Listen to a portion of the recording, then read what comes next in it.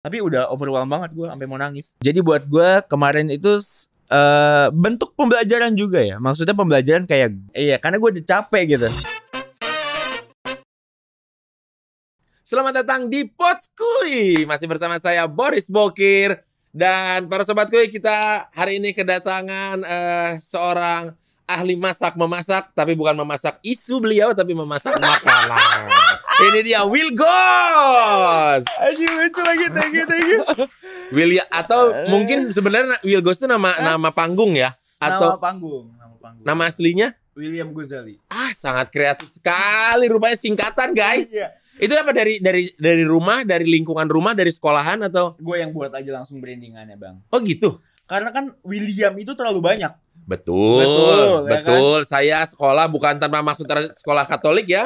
William tuh saking banyak, ada William A, ada William W, ada William begitu pasti. Itu. Ada William gede, William kecil, sampai ada gitu-gitunya. Itu. Oh jadi Will sadar akan personal branding dari kapan? Ini Will aka Will Ghost ini dari kapan? Udah lumayan lama ya bang. I think udah 10 tahunan ada kali. Enggak, berarti dulu masih kuliah kah? Masih SMA kah? Enggak, itu udah keluar dari Masterchef. Gue langsung kayak kepikiran apa yang mesti gue ubah dari labeling nama gue. Ketika ikut kompetisi masih William Gozali. William Gozali gitu. Pas keluar gue mikir kayak bikin something deh gitu. Tapi bukan restoran, nama langsung. Iya. Muncullah ide itu. Muncul ide itu. Lagi langsung. sadar atau enggak tuh? Sadar dong. Siapa Harus tahu. sadar. Lagi nongkrong-nongkrong. Enggak dong. 1-2 cheers ya. Enggak. Tadi lu sempat mention ikutan kompetisi memasak juga. Betul. Memang demen masak atau ada genetik memasak dari orang tua? Iya. Kalau genetik memasak gue nggak tahu jujur ya. Gue nggak sempat nanya kayak siapa sih yang paling jago masak gitu dulu. Cuman nyokap gue suka masak. Dibilang masakannya paling enak, enggak. Tapi buat setiap anak, buat setiap anak dimanapun, masakan ibulah yang paling enak. Betul. Karena di situ ada darah, keringat, cinta di dalamnya. Betul sekali. Luar biasa. Ya sama kalau kita ada makan makanan dekat yang jajanan di dekat rumah. Jadi standarnya kan itu. Betul. Sebenarnya di luar ada yang lebih enak. Betul. Karena kadang menurut gue makanan nggak cuman soal rasanya itu sendiri bang. Oke. Tapi di balik itu ada backgroundnya, ada cerita lainnya gitu yang ngebuat makanan itu menjadi personal buat lo gitu. Nah dari awal gue suka makanan nyokap gue sampai gue penasaran cara buatnya. Apa? Mostly Chinese food sih bang. Mulai kapan? Berarti mulai kapan masak nih? SMA kah atau? Suka ingin terjun tuh sebenarnya SMP. Gara-gara? Ya karena masakan nyokap. Ya, awalnya kan sebagai cowok harusnya SMP kan berantem, harusnya kemana? Lu kok tertarikan ke dapur tuh apa? Iya tertarik tapi belum langsung terjun. Tetap main warnet, tetap cabut, tetap nongkrong. Nah iya, tetap nyoba sebat dua bat mah ada. Itu kok bisa lu terus ke dapur gitu?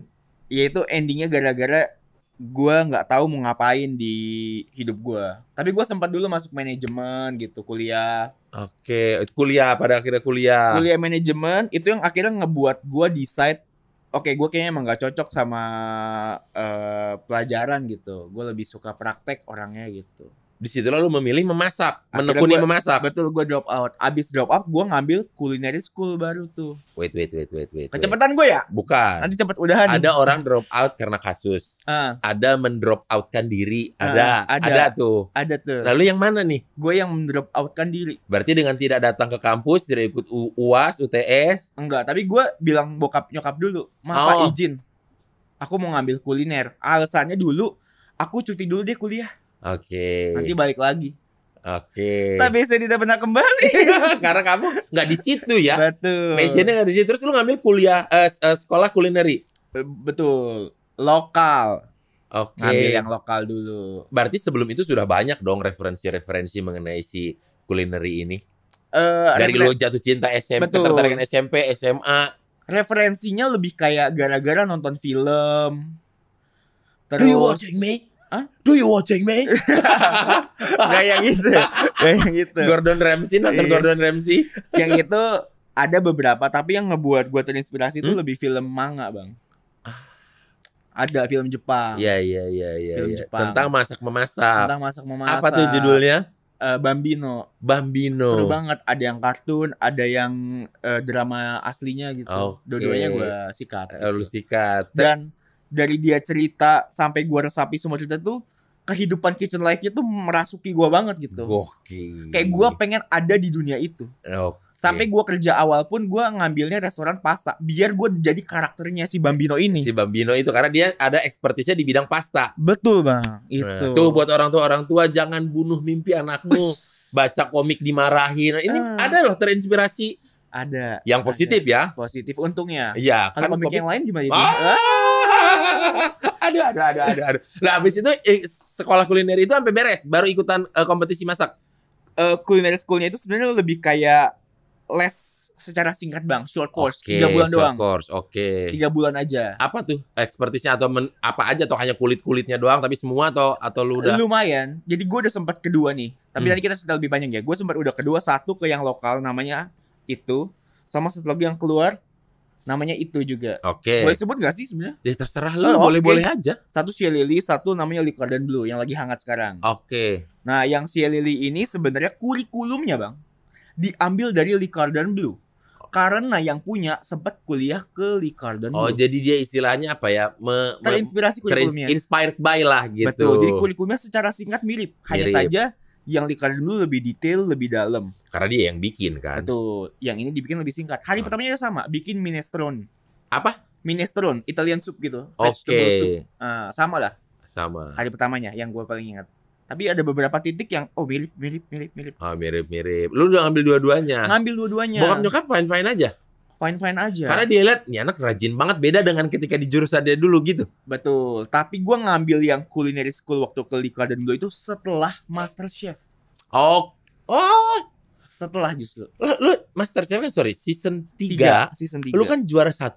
Juara 1, puji Tuhan. Biasanya kan kalau orang udah juara 1 ya udahlah langsung aja praktek gitu, buka bisnis apa, lu malah pengen ngambil sekolah lagi. Iya. Karena bang, saat itu gue nganggur. Nggak tahu mau ngapain. Kenapa ribet manajemennya?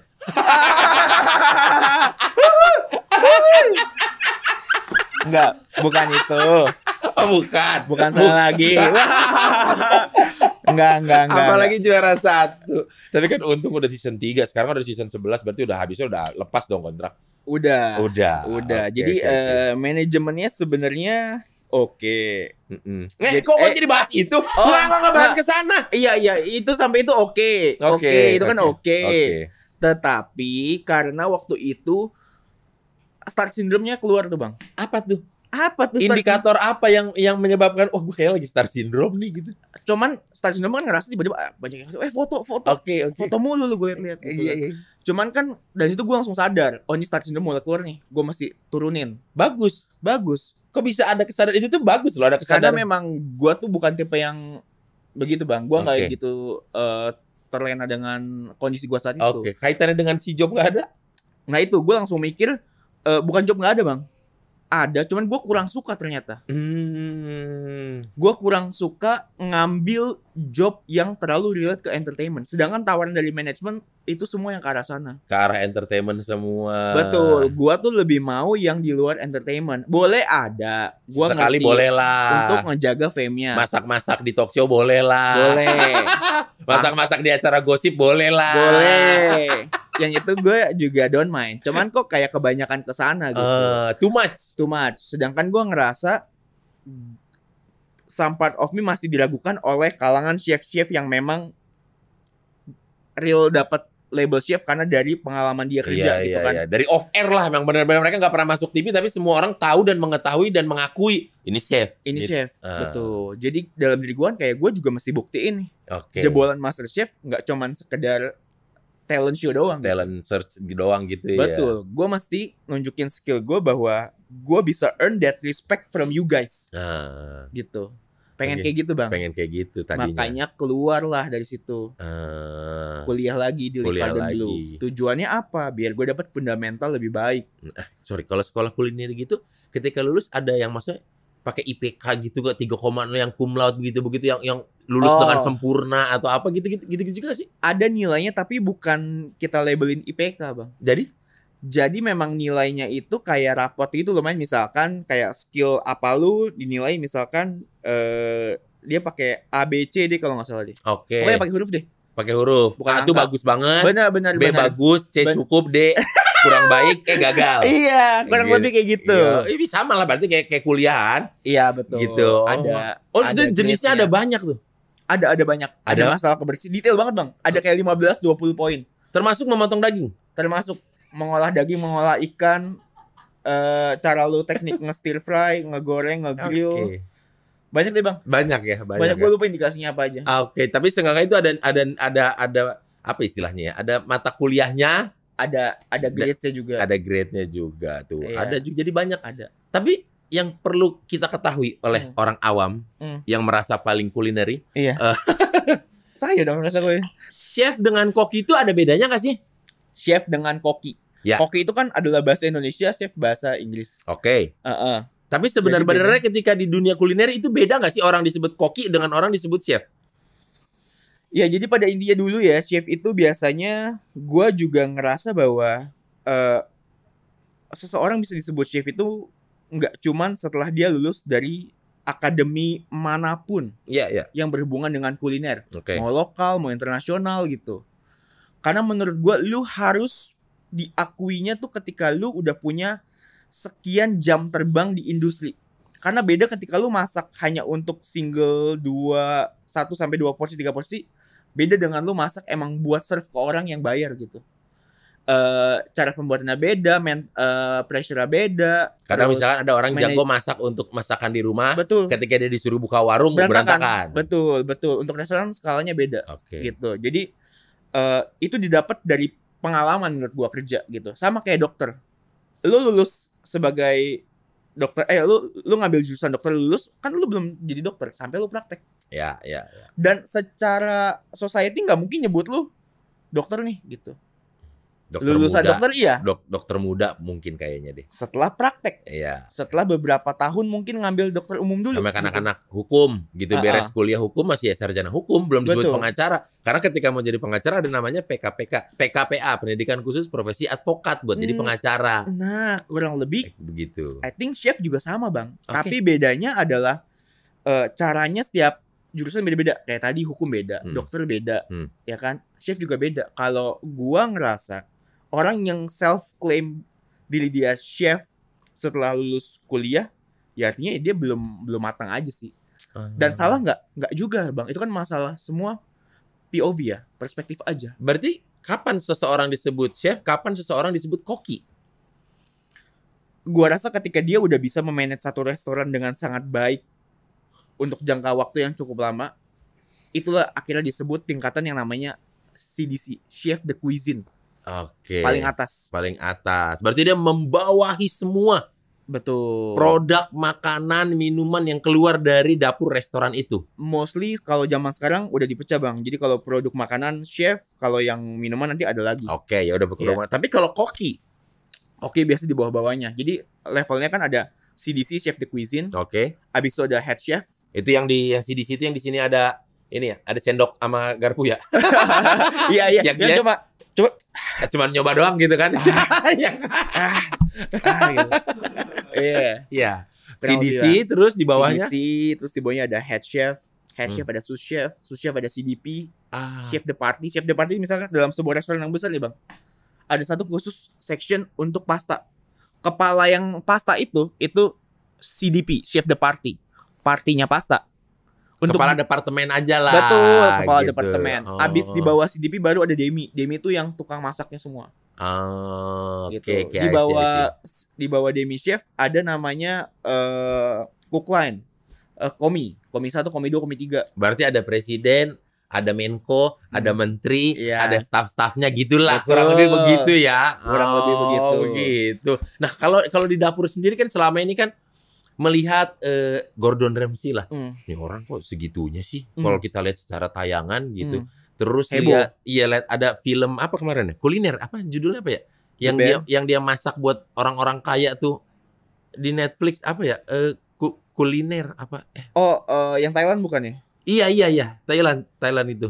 Iya, gue tahu. Cuman gue nggak gitu. Iya, nah. Tapi gue tahu. Apakah memang sekeras itu di dapur gitu? Semenyeramkan itu atau tense-nya tuh setinggi itu di dapur? Nah, habis ngobrol sama chef yang mukanya ke Korea-Koreaan, nah kayaknya enak nih kalau kita makan makanan yang rasanya Korea banget. Hehe. Untung saja diri ini sudah memesan KFC Combo Double Down Kimchi. Nah, karena makanannya sudah datang, langsung aja kita cicipin. Tapi sebelumnya kita pakai hand sanitizer dulu dong. Nih, biar ada suaranya. Gimana? Suaranya cukup meyakinkan kan? Nah, sekarang kita makan si double down kimchinya ini, guys. Ulala.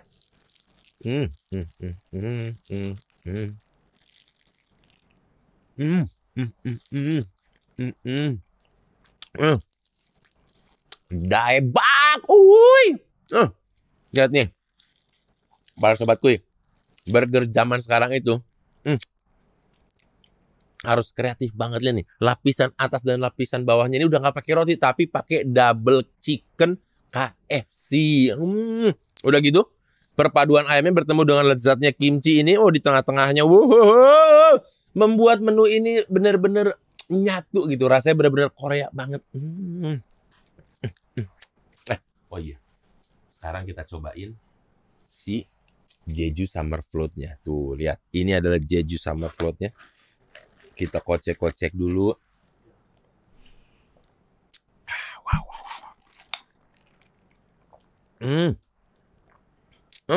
Seger banget ini ya. Enaknya minuman si rasa Jeju ini ditambah dengan creamy-nya es krim KFC yang sangat khas. Aduh. Membuat minuman ini sangat cocok sekali dinikmati setelah makan double down kimchi tadi. Udah gitu ya para sobatku. Ini yang part terbaiknya adalah paket combo ini kalian bisa dapatin dengan harga hanya 51 ribuan saja. Wow, murah banget dong. Pokoknya kalian buruan deh beli juga KFC Combo Double Down Kimchi ini di aplikasi KFC-ku atau langsung aja kalian datangin ke KFC Store terdekat. Karena KFC jagonya rasa Korea. Ayo! Beda generasi bang ya. Jadi sama kayak orang tua kita nggak didik anak.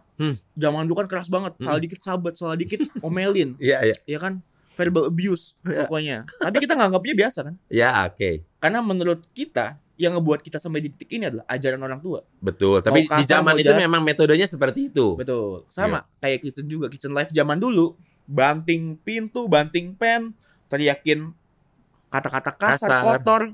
Itu normal bang. Normal ya. Tapi maksudnya kan serem kan di situ tuh ada banyak benda tajam ya. Betul. Dan benda tumpul yang bisa menjadi benda mematikan gitu. Ada keseraman itu nggak keluar sampai dari dapur gitu. Bedanya gini bang, emosi di kitchen itu semuanya somehow sama-sama sadar itu hanyalah emosi sesaat karena kita semuanya very busy gitu loh. Lagi hektik nih. Hektik banget, hektik kerjaan gitu. Iya. Tapi yang gua suka kitchen itu solid banget bang. Solid.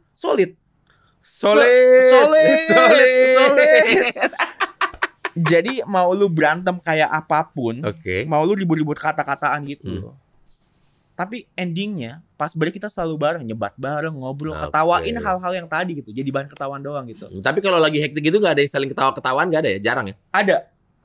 Ada juga. Kalau udah kompak banget. Udah kompak banget. Nah itu makanya solidnya di situ. Tapi kalau lagi satu tense memang nggak bisa disenggol bacok ya keluar aja tuh. Tapi kalau lu pernah nggak ada pengalaman sebagai anak baru yang kena maki atasan gitu? Ada banget. Jadi waktu gua kerja di yang kitchen di restoran Italia itu yang habis culinary course 3 bulan itu, sama gua dapet experience yang bener-bener kayak di komik juga. Apa tuh?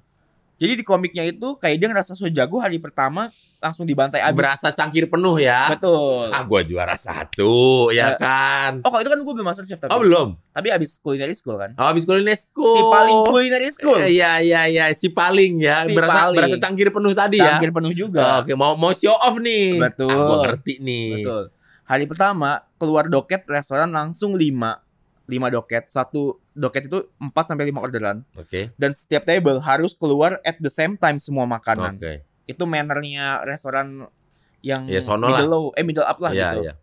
Dan SOP-nya seperti itu. Dan gua hari pertama benar-benar belum dapat training yang proper segala macam. Terus dia harus kayak dikasih tahu gimana gue harus manage bikin pasta nih 5-nya keluar at the same time.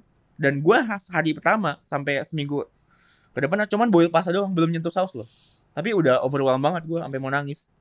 Sampai mau nangis bang. Saking senengnya gitu ya? Bukan bang, saking stres ya bang. Saking stres ya. Ini gimana nih anjir? Enggak, itu memang standarnya seperti itu karena lu anak baru, kasihin aja ke dia udah nih biar kita pengen lihat nih. Standarnya bang. Mereka expect gue bisa. Oke. Iya. Berarti kalau bisa dibilang lu udah berapa lama ya di dunia kuliner ini? I think 10 tahun lebih ada. 10 tahun lebih. Tapi dan kayaknya kalau gue lihat tuh kurang banyak tingkah ya. Hah? Nggak begitu banyak tingkah kan ya? Terakhir tuh udah lumayan. Kayaknya lu kalem-kalem aja, slow-slow aja. Nggak tahu ya, itu bertingkah yang sebenarnya nggak pengen bertingkah bang. Iya, masih nggak ada kan ya, fine-fine aja lah. Nggak bikin keriuhan apa, nggak bikin keriuhan apa. Itu belum ribu itu ya. Sampailah di titik kemarin itu gitu. Iya. Gitu. Tapi kalau lu lihat kan sekarang, kalau gue lihat nih ya, nonton YouTube tuh food vlogger tuh di mana-mana. Iya. Di mana-mana food vlogger. Mungkin ada beberapa yang backgroundnya memang ada di dunia kuliner. Iya. Tapi ada yang tidak juga. Betul. Kadang ada juga yang karena exposure-nya atau reach-nya, dia itu bisa bikin sebuah tempat menjadi bangkrut atau menjadi rame banget. Betul. Kan sebenarnya aduh kayak pisau bermata dua gitu, kasihan, bisa bisa orang ketipu gitu. Setuju. Iya kan maksudnya. Bahkan kemarin ada, kalau nggak salah ada videonya Chef Juna merasa sebel dengan food blogger yang tiba-tiba sosok ngerti tentang makanan gitu. Sementara background lu, kalau lu oke lah mungkin kolom komentar mengenai oh ininya begini, karena memang background lu ada sekolah masaknya, ada sekolah kulinerinya gitu. Nah tapi kalau yang sosmed sekarang ini kan gimana ya? Lu melihat netizen tuh udah kebablasan atau belum sih? Atau masih bisa diarahkan, maksudnya dikasih tahu yang bener gitu? Iya. Mungkin sebelum menjawab, ini adalah POV gue ya. Perspektif gue. Bisa salah, bisa bener lagi. Tapi kalau misalkan para reposter ingin nge-cut sebelum permintaan maaf gue ini, terserah. Sudah biasa. Re-upload dari akun-akun traffic ya. Yang bagian mana nih ya kayaknya yang kita potong nih ya gitu. Iya, jadi intinya menurut gue gini bang. Jadi yang Chef Juna bilang tuh benar juga. Menurut dia. Kalau menurut gue agak lain. Misalkan lebih kayak gini. Kalau lu tahu namanya Michelin Star yang didapati oleh restoran itu sama chefnya, yang review bisa masak nggak? I think belum tentu. Punya knowledge kuliner? Punya. Didapat dari akademi atau enggak? Gua nggak tahu. Tapi yang ditanya dia bisa masak atau enggak, belum tentu. Gua yakin. Ya kan? Berarti kalau kita sebagai customer ingin mereview makanan, boleh nggak? Menurut gua boleh dan fine-fine aja. Lu nggak punya basic bisa masak, nggak apa-apa untuk mereview makanan gitu. Kalau kita sekarang makan tanpa kamera, kita boleh nggak bilang, ini kayak kurang enak, ini enak. Gue bisa makan sini lebih enak. Itu kan sama udah nge-review juga, tapi nggak ada kamera. Ada kamera, dia baru ngomong juga, ya kan? Mau deskripsinya itu mau chef banget atau enggak, cuman bilang enak banget. Kalau menurut dia itu enak, ya udahlah. Menurut gue mah nggak apa-apa, sah-sah aja food blogger ada dan exist seperti ini untuk melakukan apa yang dilakukan sekarang. Menurut gue gak apa-apa. Tapi yang menurut gue kurang baik, dan gue juga sadar diri gue pernah melakukan adalah ketika lu dibayar, lu mencari hal-hal yang positif. Ketika lu gak dibayar, lu mencari hal-hal yang negatif. Karena segala hal bang di dalam dunia ini menurut gue gak cuma makanan. Lu kan selalu bisa melihat dua, sisi positif dan negatif. Sekarang lu sebagai orang yang pengen ngeluarin yang mana nih, positifnya atau negatifnya? Iya, jadi kalau food blogger yang zaman sekarang menurut gue adalah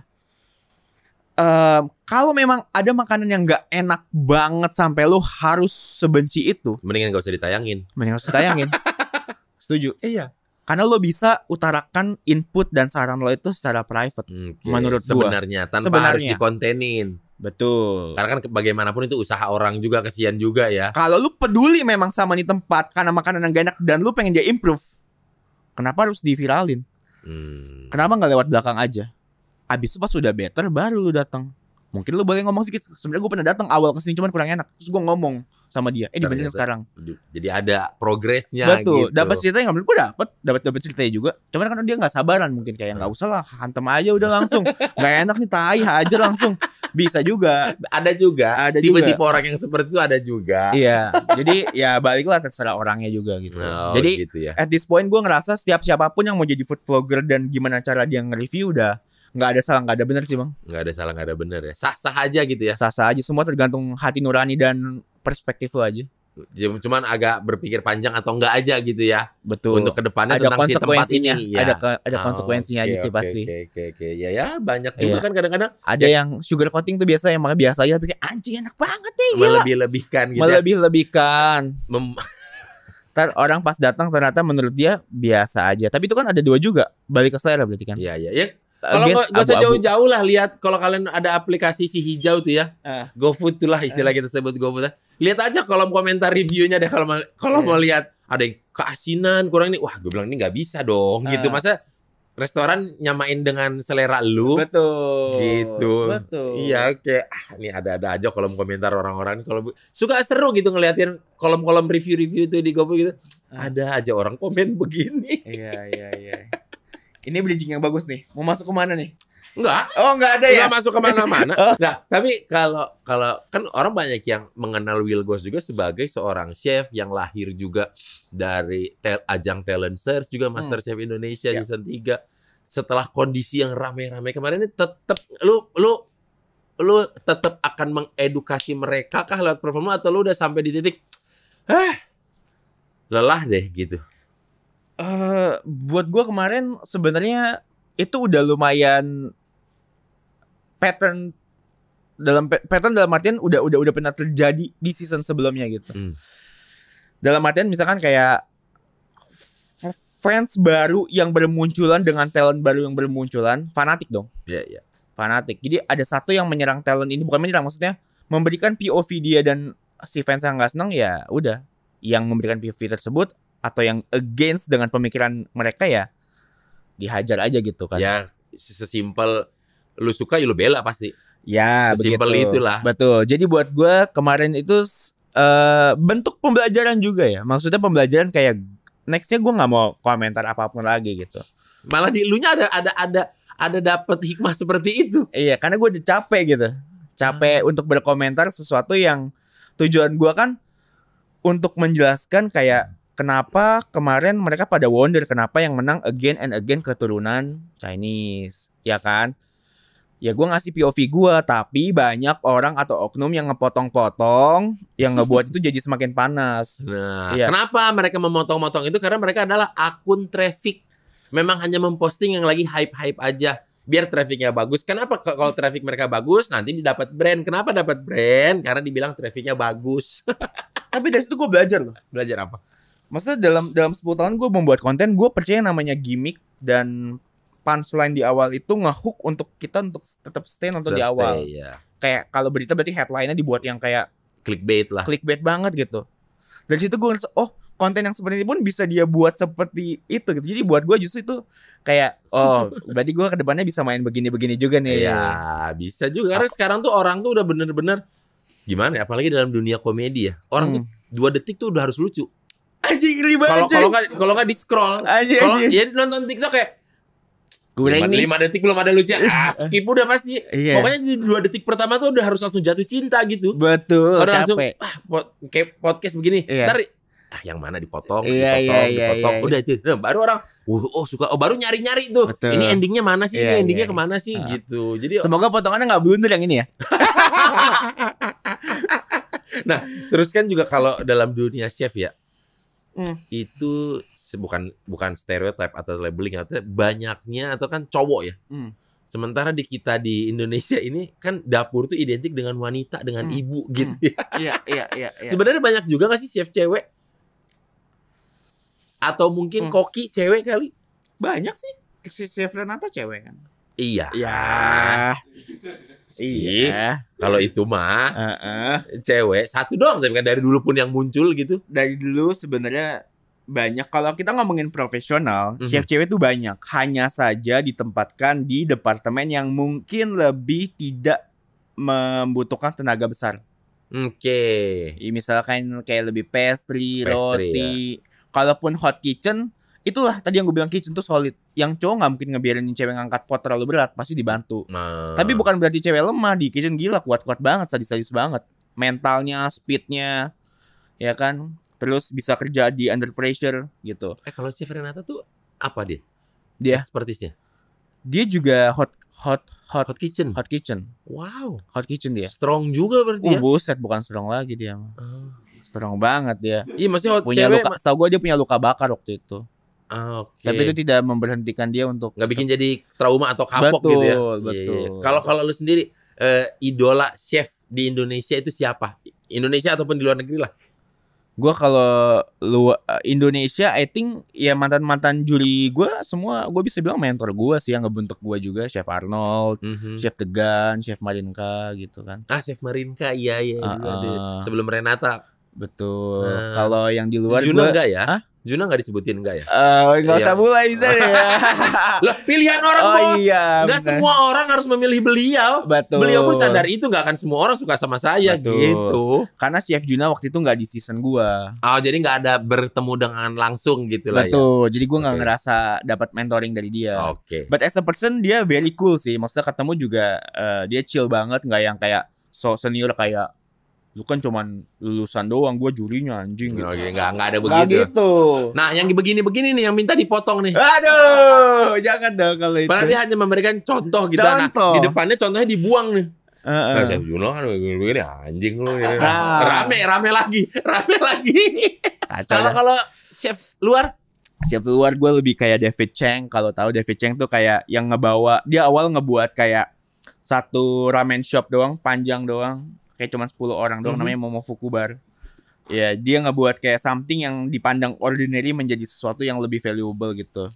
Sebenarnya itu hidangan B aja. Cuma Hidangan gara-gara sama comfort dia food. dibikin jadi wow gitu. Iya, dia membawa that cool culture-nya. Misalkan lah di kita nih mie instan gitu. Iya. Ya, mie instan doang, tapi di tangan dia tuh mie instan jadi Iya. sesuatu banget gitu. Betul.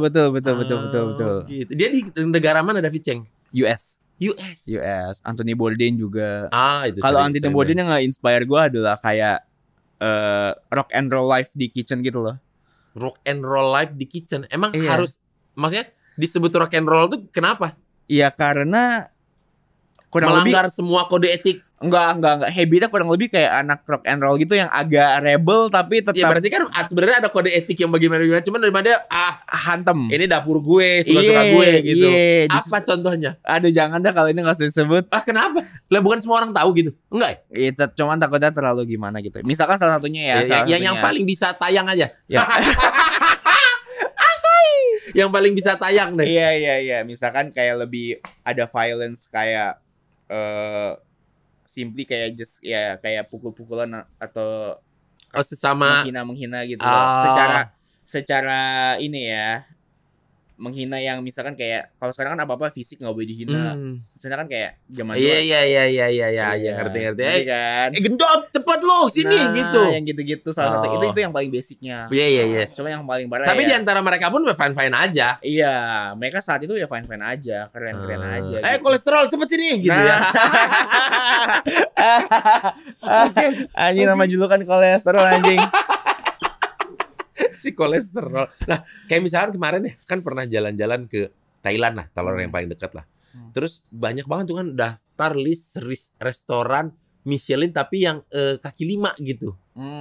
Gitu. Kalau di Indonesia habit itu ada nggak sih gitu? Itu yang gue juga pertanyakan ya, maksudnya apakah Michelin harus bekerja sama dengan government atau Kemenpark kita biar dia bisa masuk untuk nge-labelin. Gue lihat loh penghargaannya tahun ke tahun gitu. Iya, itu yang gue juga kesel dari Michelin, kenapa dia nggak ke Indo gitu. Nah iya, karena menurut gue ya, itu akan nge-unlock banyak orang buat datang juga ke Indo untuk nyobain. Dong, iya. Karena kan secara maksudnya persyaratan dari si Michelin udah diakui lah di dunia gitu. Betul. Jadi menurut gue itu hanya perlu kerjasama ke depannya government sama si Michelinnya itu. Mungkin dari Kementerian Pariwisata, ngomongin ke sana, ayo dong, lu datang dong. Ini kita semua nanti yang restoran-restoran UMKM aja gitu, nggak usah yang udah gede-gede banget. Cuy, kita penduduknya aja lebih banyak berapa kali lipat daripada yang di Thailand atau Singapura kan. Masa nggak ada satu pun yang layak? Kan nggak mungkin. Iya. Pasti banyak Gitu. yang layak menurut gue. Masa harus nggak semua turis WNA itu melihat food blogger Indonesia ketika mau ke Indonesia. Oh si ini makan di mana nih? Oh, si ini kan nggak semua kepikiran gitu kan? Mantap juga di sebelah. Iya sebelah. Ih, sayang banget saya di Indonesia tuh kok nggak ada ya gitu. Iya. Karena suka aneh juga. Di Indonesia nggak ada. Iya loh. Gitu. Segitu banyaknya kuliner yang enak-enak yang Iya. antik-antik gitu kuliner. 3 kata lucu. Apa? Sebelah Michelin Star. Wah, seblak Michelin 3 kata lucu. Nggak ada. Seblak Michelin Star. Belum ada loh. Aduh. Bayangin kalau ada. Tapi menurut gue pasti ada. Harusnya ada lah. Harusnya ada. Baik yang itu Michelin secara turun-temurun ataupun Michelin secara kearifan lokal ya. Betul. Karena by the time Michelin akhirnya masuk dan semua pengusaha F&B tahu akhirnya Michelin masuk Indo, pasti mereka akan do their best Untuk dapetin that label. Wilgos, ini Yo. satu lagi. Lu punya YouTube channel juga untuk food? Ada. Waktu itu kan gue tahu ya lu masak di rumah, lu masak di enggak yang maksudnya kayak Kulineran banget. iya teman-teman yang datang ke kota apa terus nyobain masakan ini. Ada playlist buat review makanan juga ada. Ada. Cuman kayaknya gara-gara gua nuang cabenya kurang banyak, jadinya view-nya kurang banyak juga gitu. Itu dia. Pelan-pelan tipis-tipis tapi lumayan nyenggol sih. Iya, Kalau iya. tinju tuh jab-jab tipis aja. Tetes gitu. Tetes. Iya, makanya gitu ya, harus kepedesan banget gitu ya Iya, gitu. kurang Nah, ada tuh. kalau menurut lu makanya gue kalau nonton yang food blogger yang gini dong yang